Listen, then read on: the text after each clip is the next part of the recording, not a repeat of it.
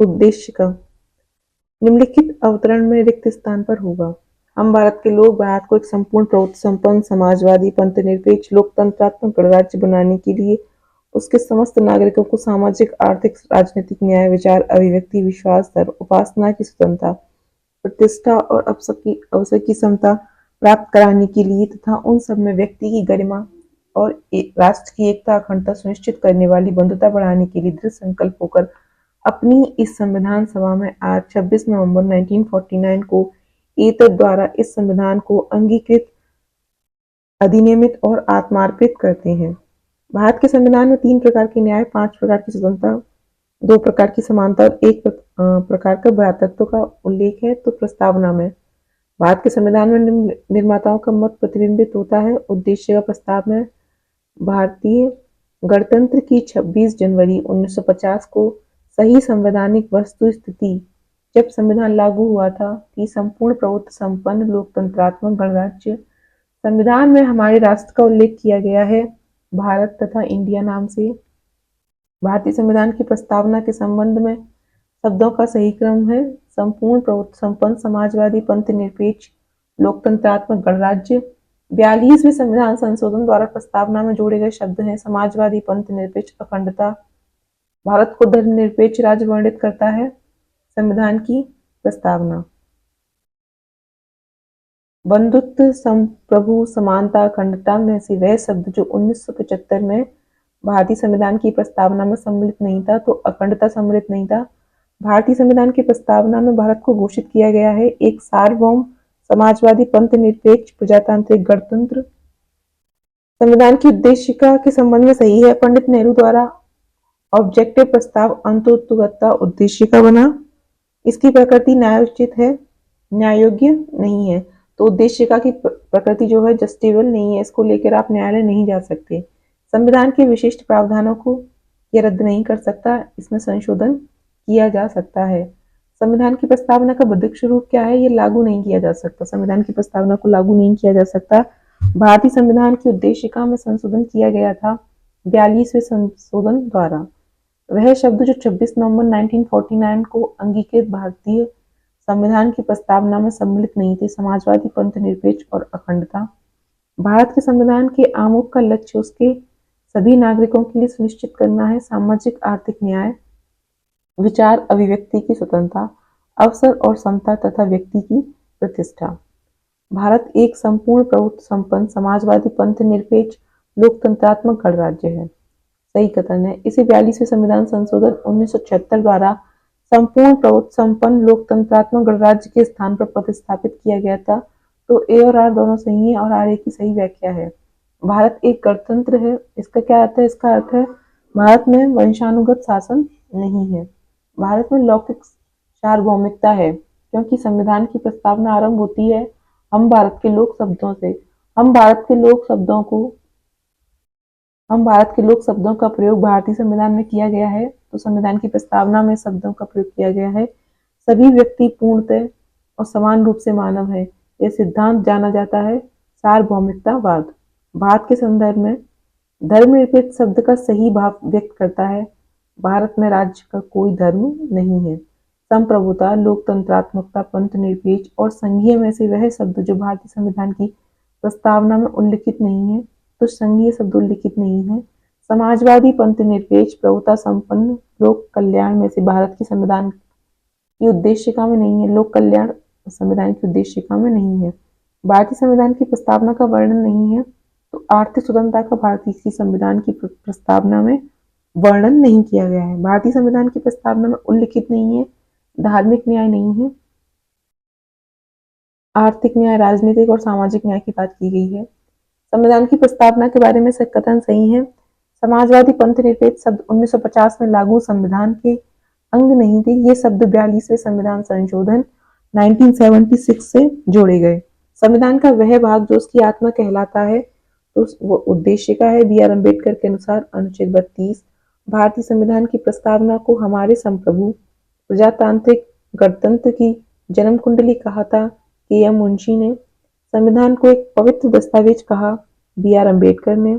बेरूबारी सज्जन सिंह गोलकनाथ केशवानंद भारतीवादों में से किस बात के निर्णय में सर्वोच्च न्यायालय ने सर्वप्रथम घोषित किया कि उद्देश्य का संविधान का हिस्सा नहीं है? तो बेरूबारी वाद में घोषित किया सर्वोच्च न्यायालय ने कि संविधान के उद्देश्य का संविधान का हिस्सा नहीं है।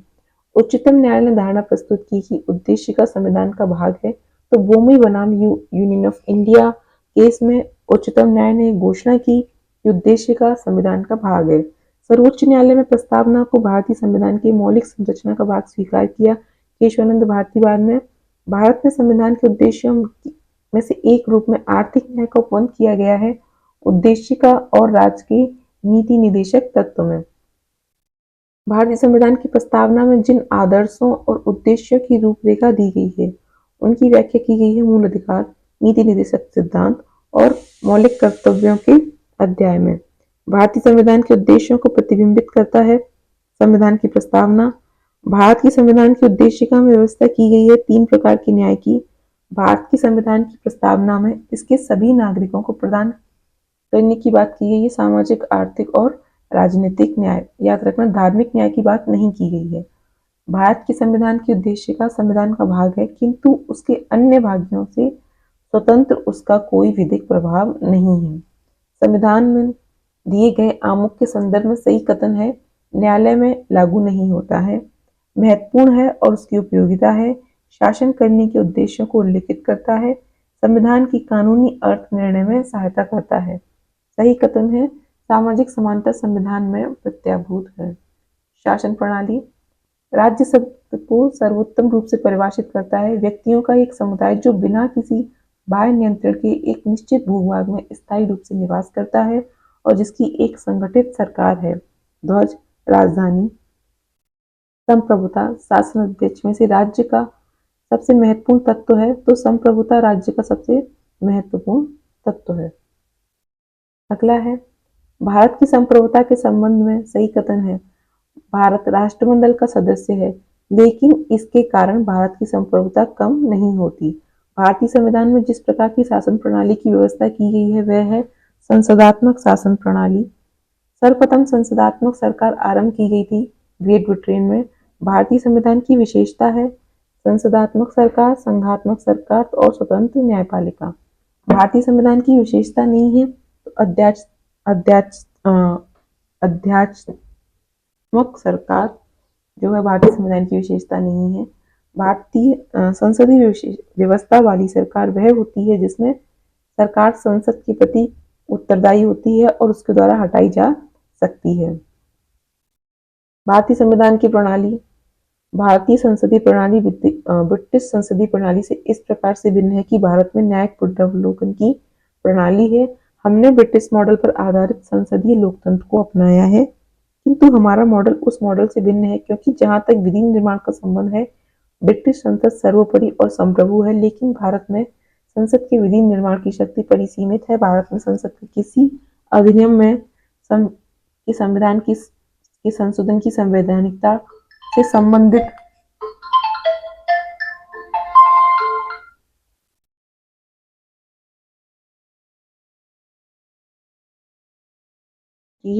प्रतीक भारत का राष्ट्रीय पशु बाघ है, राष्ट्रीय पुष्प कमल, राष्ट्रीय पक्षी मोर है, भारतीय राष्ट्रीय ध्वज में चक्र प्रतीक है न्याय का। भारत में राष्ट्रीय ध्वज में आरोह तीली की कुल संख्या है 24। राष्ट्रीय ध्वज की लंबाई चौड़ाई का अनुपात है 3:2। संपूर्ण राष्ट्रगान का वादन काल है 52 सेकंड।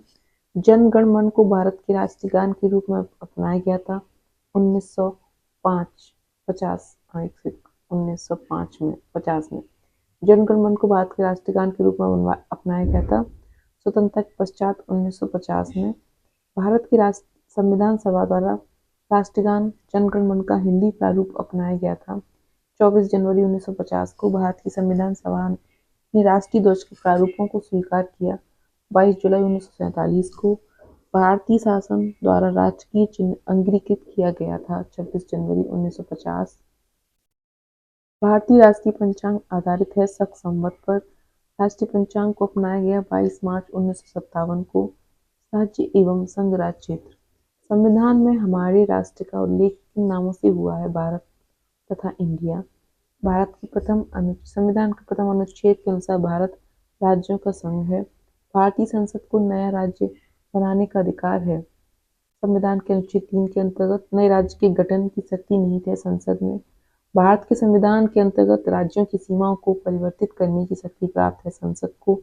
एक राज्य को संघ में सम्मिलित करने अथवा नए राज्यों की स्थापना करने की कार्यपालिकी शक्ति प्राप्त है संसद को। नए राज्यों के निर्माण के बारे में सही है।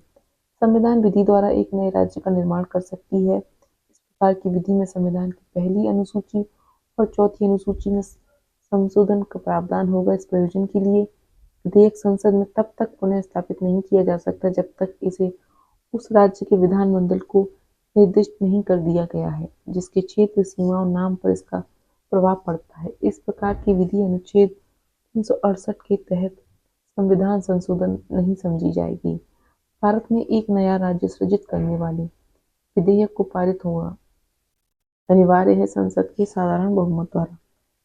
अभिकथन ए, किसी राज्य की सीमा बदलने की सिफारिश राष्ट्रपति संसद को देता है और इसके लिए राष्ट्रपति संविधान संबंधित राज्य के विधानमंडल द्वारा उस प्रस्ताव पर विचार एक खास अवधि के भीतर करता है। राष्ट्रपति को उस राज्य विधानमंडल का प्रस्ताव मानना अनिवार्य नहीं है। ए और आर दोनों सही है, किंतु आर एक की व्याख्या नहीं करता। भारत में संघराज्य क्षेत्रों का प्रशासन होता है राष्ट्रपति द्वारा। अनुच्छेद 240 के अंतर्गत कुछ संघ राज्य क्षेत्रों के लिए विनियम बनाने की राष्ट्रपति की शक्ति निम्नलिखित है।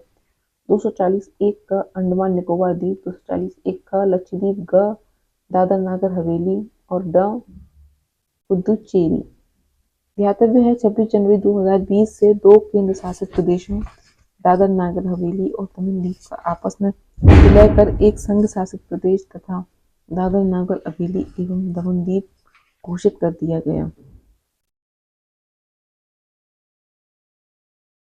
भारत संघ नहीं है, गलत है कि भारत संघ है। किसी भी राज्य का क्षेत्र, सीमा, नाम एवं उसकी सहमति के बिना भी परिवर्तित करने की शक्ति संघीय संसद को प्राप्त है, ये सही है। नए राज्यों के निर्माण के लिए संवैधानिक उपवन है। किसी राज्य का क्षेत्र बढ़ाकर, किसी राज्य का क्षेत्र घटाकर, किसी राज्य का नाम परिवर्तन करके। संवैधानिक प्रावधानों के अनुसार राज्य की सीमा को बदलने के लिए राज्य सहमति आवश्यक नहीं है। संविधान के अनुच्छेद 3 के तहत संसद के एक कानून द्वारा संभव है नए राज्यों का गठन, राज्यों के क्षेत्रों में परिवर्तन, राज्यों की सीमाओं में परिवर्तन। संसद विधि द्वारा भारतीय संघ में नए राज्यों का प्रवेश या उनकी स्थापना कर सकती है। संविधान के अनुच्छेद 2 के तहत सही कथन है। संविधान में यूनियन ऑफ स्टेट्स शब्द व्यक्त हुआ है क्योंकि भारतीय राज्यों को अलग होने का अधिकार नहीं है। इसके दर आयोग ने राज्यों के पुनर्गठन हेतु भाषा के आधार की अपेक्षा प्रशासनिक सुविधा को वरीयता दी थी। पंडित नेहरू, सरदार वल्लभ पटेल, पट्टाभी सीतारमैया की अध्यक्षता में कांग्रेस कमेटी राज्यों के पुनर्गठन में भाषाई आधार के पक्ष में नहीं थी। यदि भारतीय संघ में एक नए राज्य का सृजन किया जाता है तो संशोधन करना आवश्यक होगा। प्रथम अनुसूची को भारत में संघ शासित प्रदेश हैं 8। लोकसभा में केंद्र शासित प्रदेशों के लिए सीटें आरक्षित हैं 20। वर्तमान में लोकसभा में संघ शासित क्षेत्रों में 19 प्रतिनिधि हैं। राज्य पुनर्गठन आयोग ने 1 नवंबर 1956 को बनाए 14 राज्य, 6 संघ शासित प्रदेश।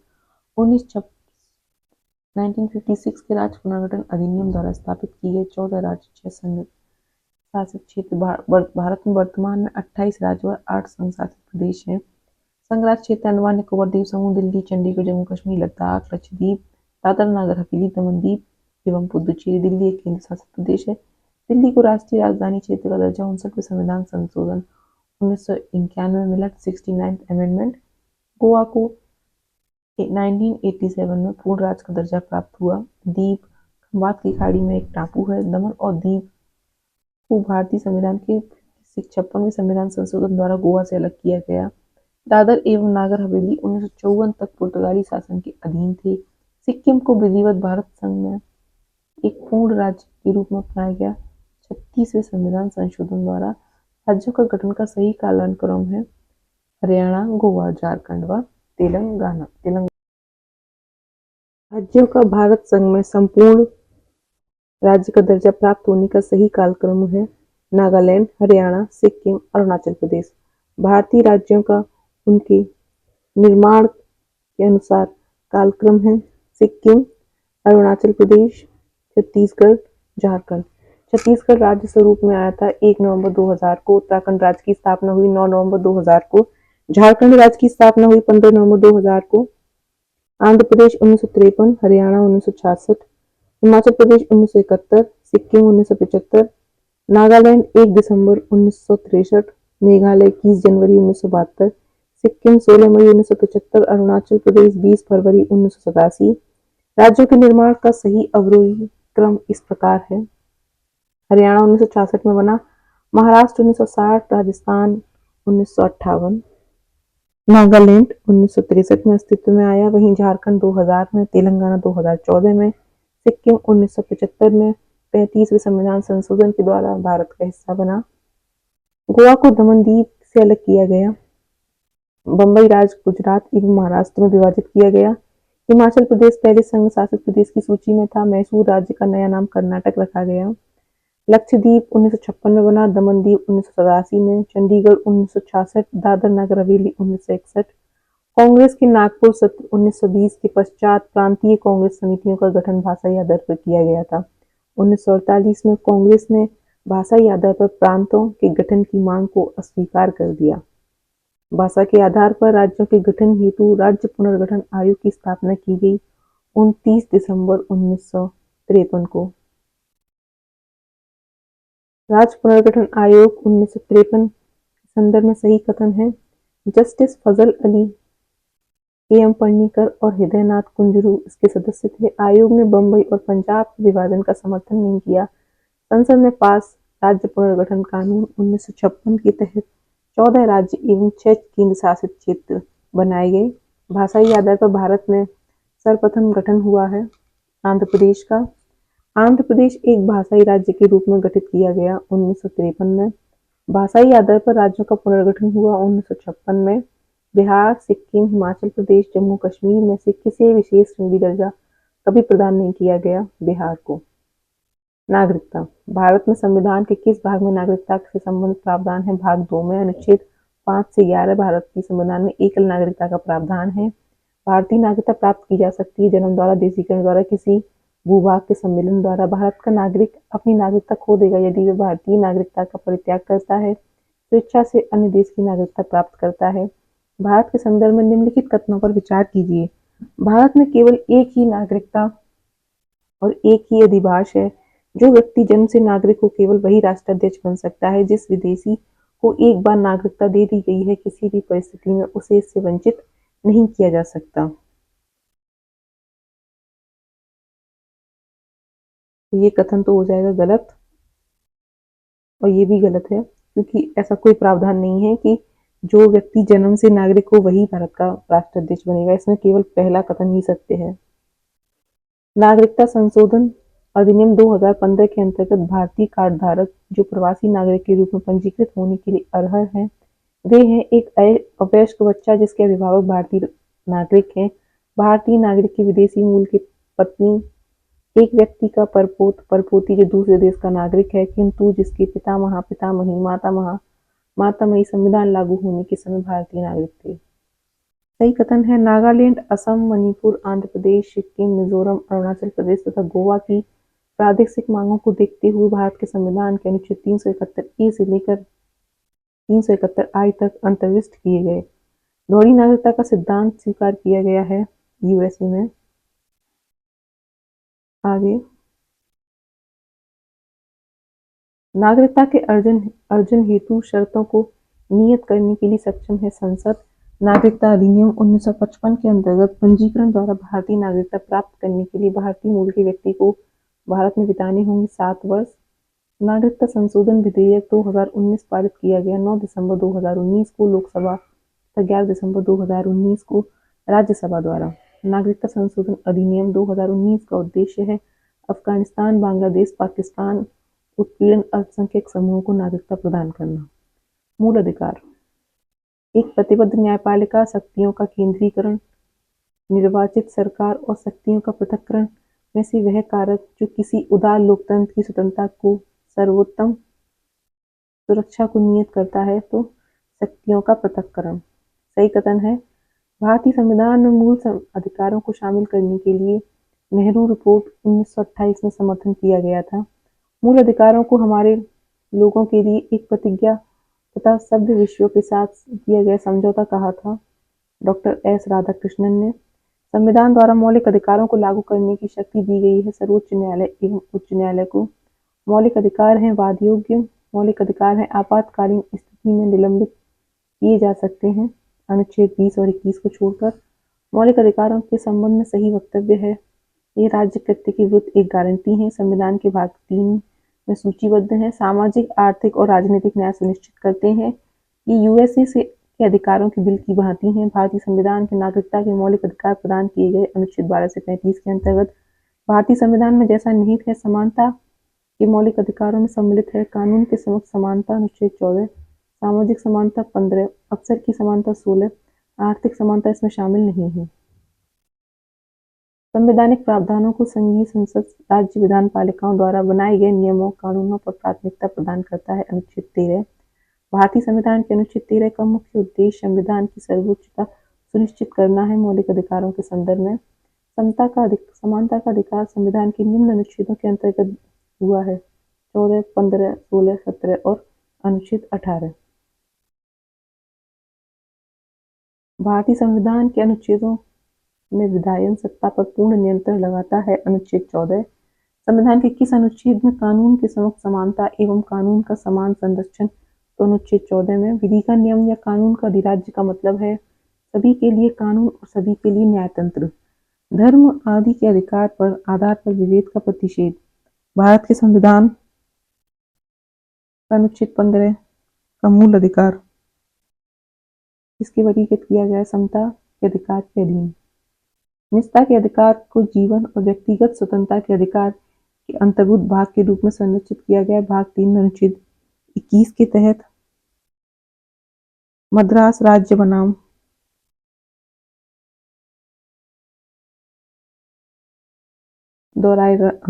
मद्रास राज्य बनाम दोराई राजन 1951 के मुकदमे में भारतीय सर्वोच्च न्यायालय के निर्णय के परिणाम स्वरूप जिस मौलिक अधिकार को संशोधित किया गया वो था भेदभाव के विरुद्ध अधिकार। शिक्षण संस्थाओं में जिसमें गैर सरकारी, गैर अनुदान प्राप्त भी सम्मिलित हैं। अन्य पिछड़ों, अनुसूचित जाति, जनजातियों के संरक्षण, जनजाति के आरक्षण हेतु सुविधा प्रदान की गई है। अनुच्छेद 55 15(5) के अंतर्गत संविधान के वे अनुच्छेद जिनके तहत अन्य पिछड़ा वर्ग ओबीसी को सरकारी नियोजन में आरक्षण के प्रावधान किए गए हैं। अनुच्छेद 15(4) और 16(4) सामाजिक, आर्थिक व राजनीतिक क्षेत्रों के समान आधार पर निर्मित करने के उद्देश्य से राज्य असमान लोगों के लिए भिन्न व्यवहार कर सकता है। सही है। समान लोगों के लिए विधि समान होगी, समान रूप से प्रशासित की जाएगी। ए और आर सही है और ए का सही स्पष्टीकरण आर है। भारतीय संविधान में स्वतंत्रता का अधिकार किन अनुच्छेदों द्वारा प्रदान किया गया है? अनुच्छेद 19 से 22 तक। सर्वोच्च न्यायालय को समान कार्य के लिए समान वेतन को मौलिक अधिकारों के समतुल्य मानने के लिए निम्नलिखित प्रावधानों में सक्षम किया। संविधान की प्रस्तावना में प्रयुक्त समाजवादी शब्द को संविधान के अनुच्छेद 14 विधि के समक्ष समता, अनुच्छेद 16 लोक नियोजन के विषय में अवसर की समता के साथ मिलाकर पढ़ना। मौलिक अधिकारों के अंतर्गत बच्चों के शोषण से संबंधित है। अनुच्छेद 24 ICCPR के अनुच्छेद 24 के द्वारा बाल अधिकार को सुरक्षित किया गया है। अस्पष्टता का उन्मूलन एवं किसी भी रूप में इसके आचरण का निषेध। अनुच्छेद 17 द्वारा न्यायालय उप आधारित कर सकता है कि अपराध घटित करने वाला कोई कृत्य अस्पष्टता के आधार पर किया गया था यदि ऐसा अपराध अनुसूचित जाति के सदस्य के संबंध में किया गया है। भारत में अस्पष्टता का निवारण निम्न उपायों द्वारा किया जा सकता है: कानून बनाकर, शिक्षा की उन्नति द्वारा, जन जागरण के द्वारा। मूल अधिकारों के किस संवर्ग में अस्पष्टता के रूप में की गए विभिन्न के विरुद्ध संरक्षण समाविष्ट है? समता के अधिकार में। अस्पष्टता संरचनात्मक हिंसा का सबसे खराब स्वरूप है। अस्पष्टता के चरण का आधार धार्मिक स्वीकृति है। ए और आर दोनों सत्य हैं। आर की सही व्याख्या करता है। अनुसूचित जाति जनजाति को मौलिक सामाजिक, आर्थिक, राजनीतिक और सांस्कृतिक अधिकार दिया गया है। अनुच्छेद 17 के अंतर्गत भारत का संविधान स्पष्टतः प्रेस की आज़ादी की व्यवस्था नहीं करता, किंतु यह आज़ादी अंतर्निहित है। अनुच्छेद 19 एक काम है। भारतीय संविधान में भाषण एवं अभिव्यक्ति की स्वतंत्रता के मूल अधिकार का प्रावधान है। 19 में उच्चतम न्यायालय की व्यवस्था के अनुसार निजी भवनों के ऊपर राष्ट्रीय झंडे को फहराने हर नागरिक का मौलिक अधिकार है। 19(1) के तहत स्वतंत्रता के अधिकार के भाग के रूप में बिना हथियार के शांतिपूर्ण ढंग से इकट्ठा होने की स्वतंत्रता, शांतिपूर्ण इकट्ठा होना, एकत्रित जनता जिसके अंतर्गत हथियार नहीं रखना चाहिए, इस अधिकार के अभ्यास पर राज्य कानून बनाकर तर्कपूर्ण प्रतिबंध लगा सकता है, यानी कि लोगों को शांतिपूर्ण बिना हथियार के इकट्ठा होने की स्वतंत्रता है। नागरिक की विचार अभिव्यक्ति की स्वतंत्रता पर प्रतिबंध नहीं लगाया जा सकता। अवांछनीय आलोचना के कारण संविधान का कौन सा अनुच्छेद व्यक्ति की प्राण एवं दैहिक स्वतंत्रता के संरक्षण से संबंधित है? 21 विधि की सम्यक प्रक्रिया के सिद्धांत को शामिल किया गया। 21 में व्यक्ति के विदेश यात्रा के अधिकार को संरक्षण प्रदान करता है। 21 अनुच्छेद 19(1) को अनुच्छेद 21 से मिलाकर पढ़ने पर प्राप्त होता है। एकांतता, निजता का अधिकार। निजता के अधिकार को जीवन और व्यक्तिगत स्वतंत्रता के अधिकार के अंतर्भूत भाग के रूप में संरक्षित किया जाता है। भाग 3 में गारंटी की गई स्वतंत्रता एवं अनुच्छेद 21 के तहत भारत के संविधान के जिस अनुच्छेद के अंतर्गत निजता का अधिकार संरक्षित है, 21 के दायरे में नहीं है मृत्युदंड। संविधान का अनुच्छेद जो अपनी पसंद के व्यक्ति से विवाह करने की किसी व्यक्ति के अधिकार को संरक्षण देता है, तो वो है अनुच्छेद 21। उच्चतम न्यायालय के किस मामले के निर्णय के कारण संविधान के अनुच्छेद 21 के कार्यक्षेत्र का विस्तार कर शिक्षा के अधिकार को उसमें शामिल किया गया? तो उन्नी कृष्णन बनाम आंध्र प्रदेश। धार्मिक स्वतंत्रता के अधिकार के प्रावधानों के अंतर्गत सम्मिलित है धर्म प्रचार करने का अधिकार, सिखों का कृपाण धारण करने का अधिकार, रखने का अधिकार, राज्यों को समाज सुधारक विधि निर्माण का अधिकार। अनुच्छेद 25 के अनुसार धर्म स्वातंत्र्य अधिकार अधीन है। सार्वजनिक व्यवस्था, स्वास्थ्य, सदाचार के सिखों द्वारा कृपाण धारण करना धार्मिक स्वतंत्रता का अंग माना जाता है। 25 के अंतर्गत अनुच्छेद 25 का संबंध है धर्म की स्वतंत्रता से। भारतीय संविधान के अनुच्छेद 25 के प्रमुख हिंदू शब्द के तहत शामिल है बौद्ध, जैन व सिख। संविधान के अनुच्छेद 26 में धार्मिक कार्यों के प्रबंधन की स्वतंत्रता पर प्रतिबंध लगाया है। लोक व्यवस्था, सदाचार और स्वास्थ्य के अधीन। शोषण के विरुद्ध अधिकार में शामिल अनुच्छेद हैं 23 व 24। भारत के संविधान का अनुच्छेद 24 जोखिमपूर्ण कार्यों से संबंधित कारखानों में बालकों के नियोजन का निषेध करता है। ऐसा निषेध है पूर्ण निषेध। अनुच्छेद 23 मानव के दुर्व्यापार एवं बलात् श्रम का प्रतिबंध। 24 कारखानों आदि में बालकों के नियोजन का प्रतिषेध। 26 धार्मिक कार्यों के प्रबंध की स्वतंत्रता। मानव के दुर्व्यापार और बलात् श्रम का प्रतिषेध। 23 अल्पसंख्यक वर्गों के हितों का संरक्षण। 29 संवैधानिक उपचारों का अधिकार। 32 अल्पसंख्यकों को अपनी मनपसंद शिक्षण संस्थाओं को स्थापित एवं संचालित करने के अधिकार को संरक्षण प्रदान करता है। अनुच्छेद 30 भारतीय संविधान का अनुच्छेद 30 अल्पसंख्यक वर्ग शब्द को परिभाषित नहीं करता। संविधान केवल भाषाई और धार्मिक अल्पसंख्यक वर्ग को मान्यता प्रदान करता है। तो ए और आर दोनों सही हैं, परंतु आर ए की सही व्याख्या नहीं है। अनुच्छेद 16(2) किसी भी व्यक्ति के साथ उसके वंश, धर्म अथवा जाति के आधार पर सार्वजनिक नियुक्ति के मामले में भेदभाव नहीं किया जा सकता। 29(2) किसी भी नागरिक को धर्म, वंश, जाति, भाषा इनमें से किसी भी आधार पर राज्य द्वारा संपोषित अथवा राज्य की सहायता प्राप्त करने वाली किसी भी शैक्षणिक संस्थान में प्रवेश से वंचित नहीं किया जाएगा। अनुच्छेद 30 सभी अल्पसंख्यकों को चाहे वे धर्म के आधार पर हो या भाषा के आधार पर अपनी पसंद की शैक्षणिक संस्थान स्थापित करने, उन्हें संचालित करने का मौलिक अधिकार होगा। 31 किसी भी व्यक्ति को कानून के अधिकार के सिवाय उसकी संपत्ति से वंचित नहीं किया जाएगा। सही कथन है कि एम मुंशी संविधान का प्रारूप बनाने वाली समिति के एक सदस्य थे। संविधान सभा द्वारा भारतीय संविधान स्वीकार किया गया। बलवंत राय मेहता समिति रिपोर्ट 1957 द्वारा पंचायती राज की संस्तुति की गई संविधान के अंतर्गत मूल अधिकारों को की संरक्षक न्यायपालिका है। नागरिकों के मौलिक अधिकारों का रक्षक तथा भारत के संविधान का अभिभावक माना जाता है। उच्चतम न्यायालय को भारतीय संविधान के अनुच्छेद 32 के अंतर्गत प्रवर्तित किए जा सकते हैं मौलिक अधिकार। Doctor B R. अम्बेडकर द्वारा संविधान की आत्मा कहा गया संवैधानिक उपचारों के अधिकार 32 को।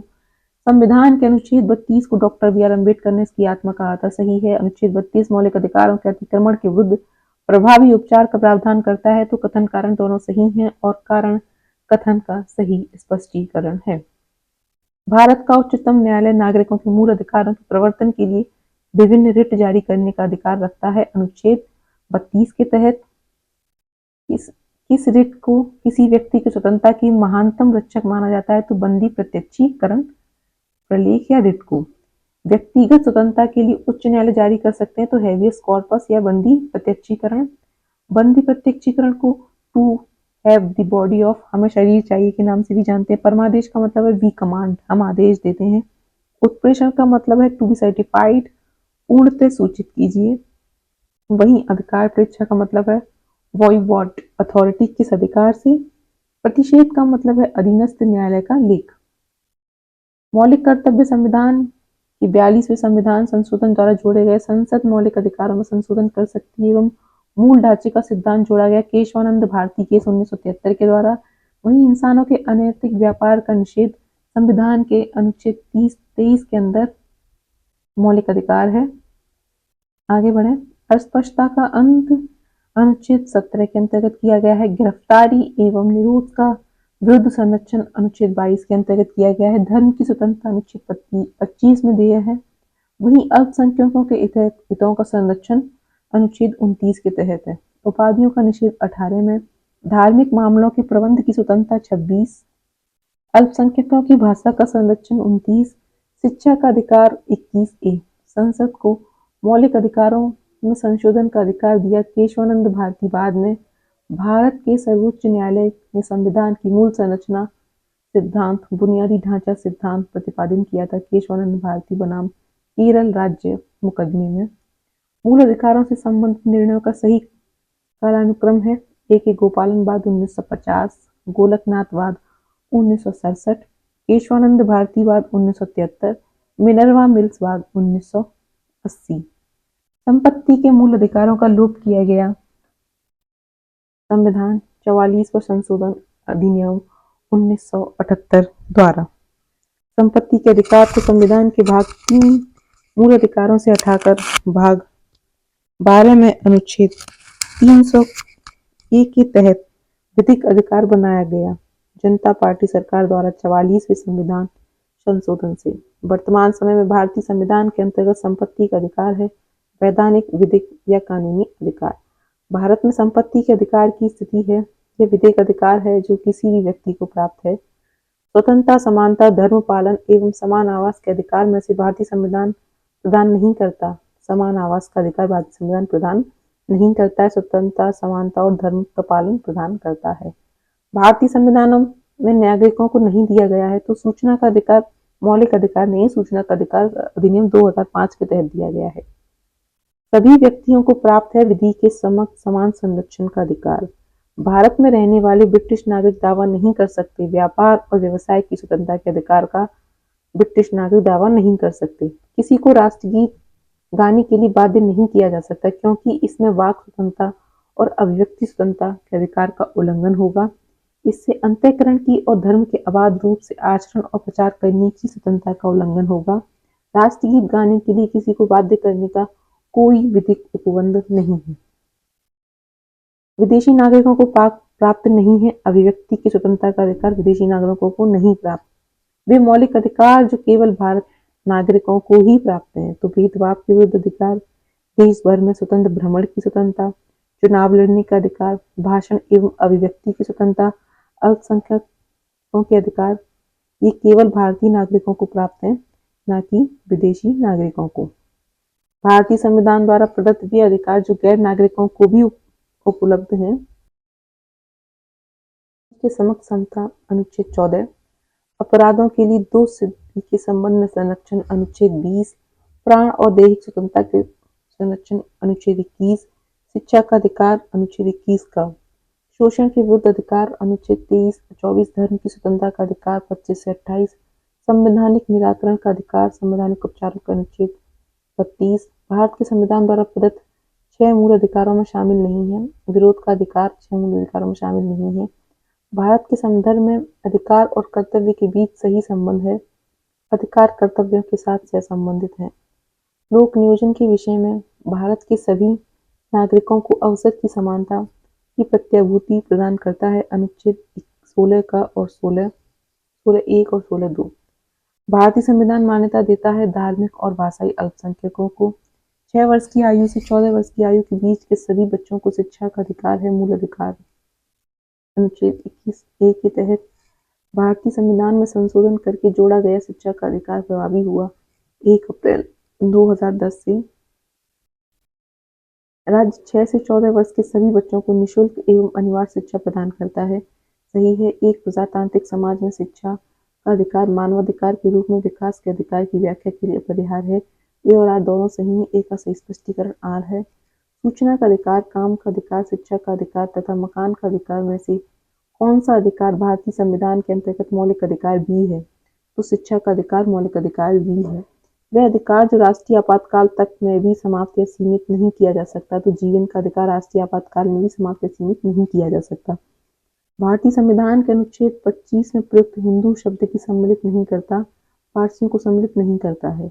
भारत के किसी धार्मिक संप्रदाय समुदाय को यदि राष्ट्रीय स्तर पर अल्पसंख्यक वर्ग का दर्जा दिया जाता है तो वह निम्न विशेष लाभों का हकदार हो जाता है। वह संप्रदाय समुदाय विशेष शैक्षणिक संस्थानों की स्थापना संचालन कर सकता है। यह संप्रदाय समुदाय प्रधानमंत्री के 15 पॉइंट कार्यक्रमों के लाभ प्राप्त कर सकता है। किसी अपराध के अभियुक्त को स्वयं अपने विरुद्ध गवाह करने के लिए बाध्य नहीं किया जा सकता। यह प्रावधान है अनुच्छेद 20(3) में। दो सिद्धि के संबंध में अभियुक्तों को दोहरे दंड एवं स्व अभिशंसन से संरक्षण प्रदान करता है अनुच्छेद 20।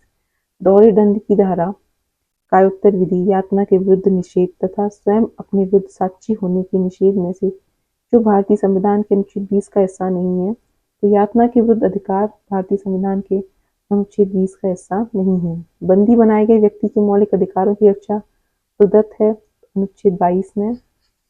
अनुच्छेद 22 एक स्वयं की पसंद के अधिवक्ता द्वारा प्रतिरक्षा का अधिकार। 22(4) निवारक निरोध का उपबंध करने वाली कोई विधि 3 माह से अधिक निरुद्ध किया जाना प्राधिकृत नहीं है। 22(7) संसद विधि द्वारा उन परिस्थितियों का निर्धारण करेगी जिसके अंतर्गत 3 माह से अधिक निरुद्ध किया जा सकेगा। अनुच्छेद 22(1) गिरफ्तार किए गए व्यक्ति को गिरफ्तारी के कारणों को यथासंभव शीघ्र बताए बिना संरक्षण नहीं किया जाएगा। बंदी प्रत्यक्षीकरण अधिनियम निवारक निरोध अधिनियम अनुच्छेद 22 के अंतर्गत एक व्यक्ति बिना मुकदमा चलाए बंदी बनाया जा सकता है 3 माह के लिए। उच्चतम न्यायालय को मौलिक अधिकारों के हनन को रोकने के लिए रिट जारी करने की शक्ति में सही कदम है। उच्चतम न्यायालय को यह शक्ति प्रदत्त है कि बंदी प्रत्यक्षीकरण, परमादेश, प्रतिषेध, अधिकार परीक्षा और उत्प्रेषण रिट जो भी मूल अधिकारों को लागू करने के लिए समुचित हो उस रिट का प्रयोग कर सकती है। संसद को अधिकार है कि वह कानून बनाकर किसी अन्य न्यायालय में अपनी आधिकारिक स्थानीय सीमाओं के भीतर उच्चतम न्यायालय की दी गई इन शक्तियों का प्रयोग कर सकता है। वह प्रलेख जिसे किसी व्यक्ति की स्वतंत्रता का महानतम रक्षक, तो बंदी प्रत्यक्षीकरण को महानतम रक्षक माना गया है। भारत के संदर्भ में निम्नलिखित कथनों पर विचार की। कैदी को पेरोल पर छोड़ने का अधिकार राज्य सरकारों के नियम है। बंधुआ मजदूर उन्मूलन अधिनियम संसद में पारित किया गया था 1976 में। सेवा के अधिकार की अवधारणा प्रारंभ हुई ग्रेट ब्रिटेन से। जोखिम भरे उद्योगों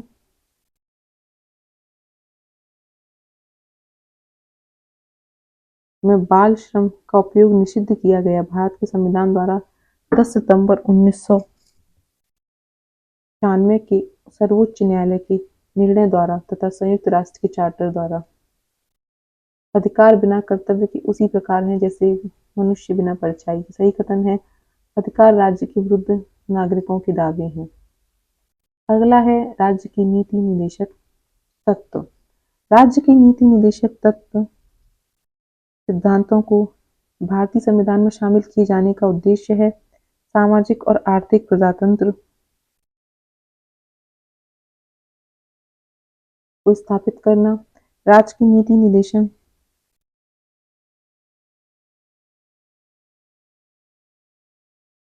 राज्य की नीति निदेशक सिद्धांतों का उद्देश्य है एक कल्याणकारी राज्य की स्थापना करना, सामाजिक आर्थिक न्याय को सुनिश्चित करना, एक धर्मनिरपेक्ष राज्य की स्थापना करना। राज्य के नीति निर्देशक तत्व सहज अध्ययन के लिए कौन से भागों में विभाजित किए जा सकते हैं? समाजवादी, उदार बौद्धिकवादी और गांधीवादी। संविधान के भाग 4 में अंतर्विष्ट राज्य की नीति निदेशक तत्वों के बारे में सही कथन है। ये तत्व देश के सामाजिक आर्थिक लोकतंत्र की व्याख्या करते हैं। इन तत्वों में अंतर्विष्ट उपबंध किसी न्यायालय द्वारा प्रवर्तनीय इन्फोर्सेबल नहीं है। इस भाग में अतिकथित सिद्धांत राज्य के द्वारा कानून बनाने को प्रभावित करेंगे। कल्याणकारी राज्य की संकल्पना का समावेश भारत के संविधान में है। डीपीएसपी में भारत के संविधान का कौन सा भाग कल्याणकारी राज्य का आदर्श घोषित करता है? तो डीपीएसपी। कल्याणकारी राज्य का विचार पाया जाता है प्रस्तावना और डीपीएसपी में। यदि दोनों साथ में चयन का विकल्प ना हो तो इसका उत्तर क्या होगा? तो डीपीएसपी ही यानी नीति निदेशक तत्व ही कल्याणकारी राज्य की भावना के चयन का सही उत्तर माना जाएगा। भारत के संविधान के संदर्भ में राज्य के नीति निदेशक तत्व विधायिका और कार्यपालिका के तत्वों पर निर्बंधन नहीं करते हैं। भारत के संविधान में सम्मिलित नीति निदेशक तत्व की प्रेरणा हमें आयरलैंड के संविधान से ली है। नीति निदेशक तत्व वाद योग्य नहीं है, यानी कि इनको प्रवर्तन कराने के लिए न्यायालय नहीं जाया जा सकता। भारत के संविधान के अनुसार देश के शासन के लिए आधारभूत है डीपीएसपी। भारतीय संविधान के अंतर्गत धन का केंद्रीकरण उल्लंघन करता है डीपीएसपी का। पुरुषों और स्त्रियों दोनों का कार्य समान कार्य के लिए समान वेतन भारत के संविधान में सुनिश्चित किया गया है। डीपीएसपी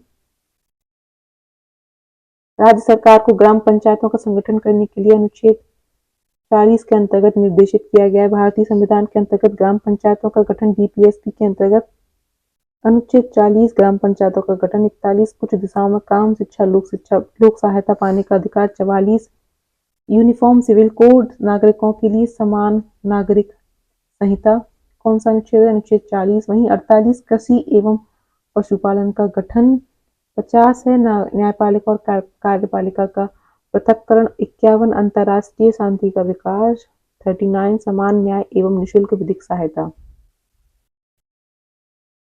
मनरेगा हर परिवार कम से कम एक सदस्य को वर्ष में 100 दिन का रोजगार दिलाने का प्रावधान करता है। रोजगार का अधिकार संविधान के भाग 3 में प्रावधानित है। एक गलत सही है किंतु आर गलत है, यानी कि कारण गलत है, क्योंकि ये 3 में नहीं नीति मतलब रोजगार मनरेगा का प्रावधान भाग 3 में नहीं है, क्योंकि भाग 3 में मौलिक अधिकार है और मनरेगा मौलिक अधिकार नहीं है। अनुच्छेद 51 अंतर्राष्ट्रीय शांति सुरक्षा के संवर्धन से संबंधित है। वहीं 43 का उद्योगों के प्रबंधन में कर्मकारों की भागीदारी का अधिकार है। 48 का पर्याप्त संरक्षण संवर्धन तथा वन्य जीवों का रक्षा है। समान न्याय एवं निःशुल्क विधिक सहायता 39 ए कृषि एवं पशुपालन का संगठन 48 ग्राम पंचायतों का संगठन 40 पुरुषों एवं स्त्री दोनों के लिए समान कार्य के लिए समान वेतन 39 ग न्यायपालिका एवं कार्यपालिका का पृथक्करण 50 अनुसूचित जाति जनजातियों के शैक्षणिक और आर्थिक हितों की अभिवृद्धि 46 सहकारी सोसाइटी का संवर्धन 43 बी ग्राम पंचायतों के गठन एवं उन्हें स्वायत्त शासन इकाइयों के रूप में कार्य करने योग्य बनाना 40 42वें संविधान संशोधन द्वारा किस अनुच्छेद के माध्यम से श्रमिकों की प्रबंधन में भागीदारी सुनिश्चित की गई? 43 ए में 42वें संविधान संशोधन द्वारा नीति निदेशक तत्वों में जोड़े गए अन्य प्रावधान हैं। पोषण से बच्चों एवं अल्पवयों की सुरक्षा अनुच्छेद 39 4 समान न्याय एवं निःशुल्क कानूनी सहायता 39 का पर्यावरण का संरक्षण एवं संवर्धन तथा वन एवं वन्य जीवों की रक्षा अनुच्छेद 48 का भारत में न्यायपालिका का कार्यपालिका से पृथक्करण किसमें है? तो अनुच्छेद 50 में है डीपीएसपी में। भारत के संविधान में अंतर्राष्ट्रीय शांति सुरक्षा की अभिवृद्धि अनुच्छेद 51 विदेश नीति की संबंधित है। 51 संविधान जिनके शोषण के विरुद्ध अधिकार स्वीकृत है बच्चे स्त्रियां और जनजातियां। राज्य की नीति निदेशक तत्व है मद्य निषेध गौ संरक्षण पर्यावरण संरक्षण 14 वर्ष से कम आयु के बच्चों को निःशुल्क शिक्षा। अब नीति निदेशक तत्व नहीं बल्कि क्या है? मूल अधिकार है अनुच्छेद 21 के तहत। मादक पेयों एवं स्वास्थ्य के लिए हानिकर औषधियों के औषधि प्रयोजन से भिन्न उपयोग के प्रतिषेध शामिल है अनुच्छेद 47 डीपीएसपी। डीपीएसपी मौलिक अधिकारों से भिन्न है क्योंकि निदेशक तत्व प्रवर्तनीय नहीं है, जबकि मौलिक अधिकार न्यायालय द्वारा प्रवर्तनीय है। गांधीवादी सिद्धांत जो डीपीएसपी में प्रतिबंधित होता है तो पृथ्वी में किस होता है? ग्राम पंचायतों को संगठित करना अनुच्छेद 40 ग्रामीण क्षेत्रों में कुटीर उद्योगों को प्रोत्साहित करना। डीपीएसपी में है जिसके बारे में संविधान शांत है, तो प्रौढ़ शिक्षा के बारे में डीपीएसपी में कुछ नहीं कहा गया है। सूचना का अधिकार डीपीएसपी में शामिल नहीं है। समान नागरिक संहिता अनुच्छेद 44 डीपीएसपी में शामिल है। राज्य एक के नीति निदेशक तत्व सिद्धांत के अंतर्गत राज्य सुनिश्चित करने का प्रयास करेगा कि पुरुष एवं महिलाओं को समान कार्य हेतु समान वेतन, जीविकोपार्जन हेतु पर्याप्त साधनों का समान अधिकार, काम हेतु न्याय संगत और मानवोचित दशाएं हों। राज्य की नीति निदेशक तत्व एक ऐसा चेक है जो बैंक की सुविधा अनुसार अदा किया जाता है। कहा था किसने? कीर्ति साहा ने। भारत सरकार द्वारा आरंभ किए गए राष्ट्रीय सामाजिक सहायता कार्यक्रम में भारत के संविधान के उपबंध में से कौन सा पूरा होता है? तो नीति निदेशक तत्व भारतीय संविधान में पर्यावरण संरक्षण, संवर्धन, वन एवं वन्य जीव की रक्षा का प्रावधान है। डीपीएसपी और मूल कर्तव्य में यह प्रावधान नीति निदेशक तत्व और मौलिक कर्तव्य दोनों का एक भाग है। तो पर्यावरण का संरक्षण।